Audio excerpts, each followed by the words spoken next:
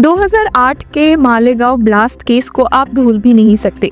एक ऐसा ब्लास्ट जिसने देश को हिलाकर रख दिया था और जिसमें हिंदू टेरर एंगल, अभिनव भारत ऑर्गेनाइजेशन और प्रज्ञा सिंह ठाकुर जैसे बड़े नाम हेडलाइंस में ऐड। 17 इयर्स की लीगल बैटल, काउंटलेस हियरिंग्स और इन्वेस्टिगेशन एजेंसीज के बार बार बदलते थ्योरीज के बाद स्पेशल एनआईए कोर्ट ने अब 7 अक्यूज्ड इंक्लूडिंग प्रज्ञा सिंह ठाकुर को बरी कर दिया है। लेकिन ये एक्विटल सिर्फ एक वर्डिक्ट नहीं, ये प्रोसिक्यूशन के पूरे केस को क्वेश्चन मार्क में डाल देता है। जज ने अपने डिटेल्ड ऑर्डर में कहा कि ATS, anti terrorism squad and NIA, national investigation agency की थ्योरीज अजम्पशंस एंड प्रिजम्पशंस पर बेस्ड थी। फॉरेंसिक एविडेंस वीक था और प्रज्ञा की कॉन्शियस पोजेशन प्रूव नहीं हो पाई। तो सवाल ये है कि क्या ये इन्वेस्टिगेशन एजेंसीज की फेलियर है? क्या कोर्ट ने एविडेंस के कमी की वजह से ये फैसला लिया या सच में केस में फाउंडेशन ही वीक था? और सबसे बड़ा सवाल, 17 इयर्स तक चले इस केस का असली जस्टिस किसने पाया? अब इस केस में ये ऑर्डर भी काफी इम्पोर्टेंट है और आप शॉक में चले जाएंगे कि जब ये मुद्दा उठा था तब इस ब्लास्ट में नाउ यूपी सीएम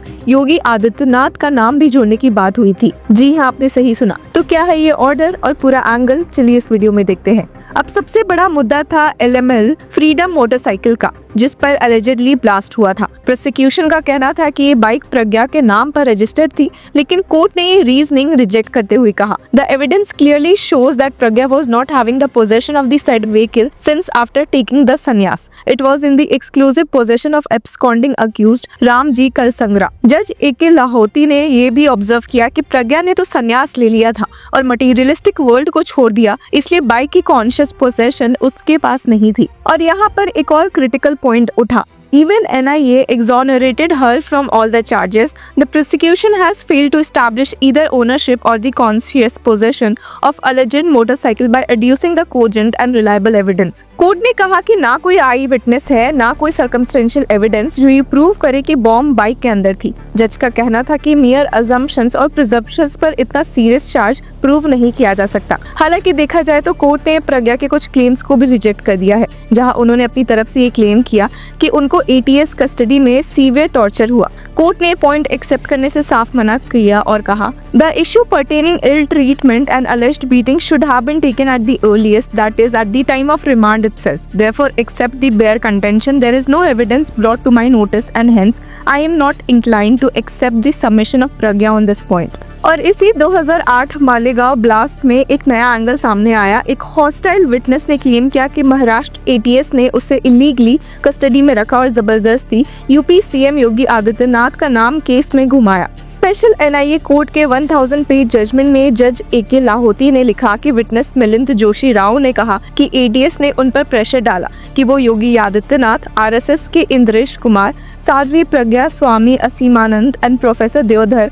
का नाम ले। राव का कहना था कि I was told that I would be released only if I need these people. इसके बाद एक फॉर्मर एटीएस ऑफिसर महबूब मुजावर ने भी बड़ा खुलासा किया कि प्रोब के दौरान मोहन भागवत को अरेस्ट करने के प्लान था ताकि केस को सैफ्रॉन टेरर का रंग दिया जा सके।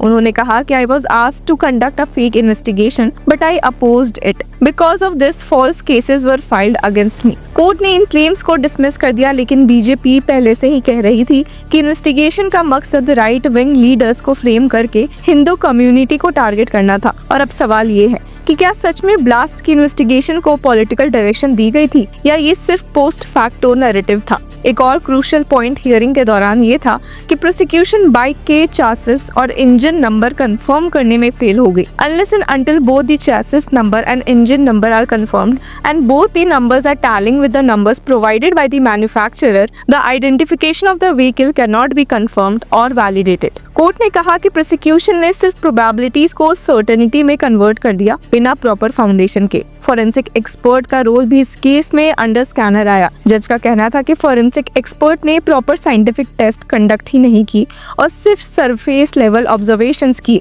इन such a case mere guesswork is not enough. Neither it is expected from expert when he is specifically called on the spot to collect the articles, to assist and to guide the investigating agency by carrying out some scientific test. लेकिन जज ने ATS की working पर भी questions उठाए। Court ने note किया कि प्रज्ञा को अरेस्ट ऑफिशियली 20 अक्टूबर 2008 को दिखाया गया, लेकिन डॉक्यूमेंट्स दिखाते हैं कि 12 अक्टूबर को ही एटीएस को उनके इन्वॉल्वमेंट का पता चला। अब ये इनकंसिस्टेंसी प्रोसिक्यूशन के केस को वीक बनाती है। कोर्ट का कहना था कि probabilities, surmises, conjecture, assumption and presumption without any foundation के बेसिस पर किसी को कन्विक्ट नहीं किया जा सकता। इसलिए प्रोसिक्यूशन कॉन्शियस पोजेशन, ओनरशिप और ब्लास्ट में प्रज्ञा के रोल को प्रूव करने में फेल हो गया। अब सवाल ये है कि क्या इस तरह के केसेस में इन्वेस्टिगेशन एजेंसीज अपना काम प्रॉपर तरीके से कर रही है? क्योंकि यहाँ कोर्ट ने बार बार एटीएस और एनआईए की थ्योरीज पर डाउट एक्सप्रेस किया है। और दूसरा सवाल, अगर प्रोसिक्यूशन इतने वीक एविडेंस के बेसिस पर केस ला रहा है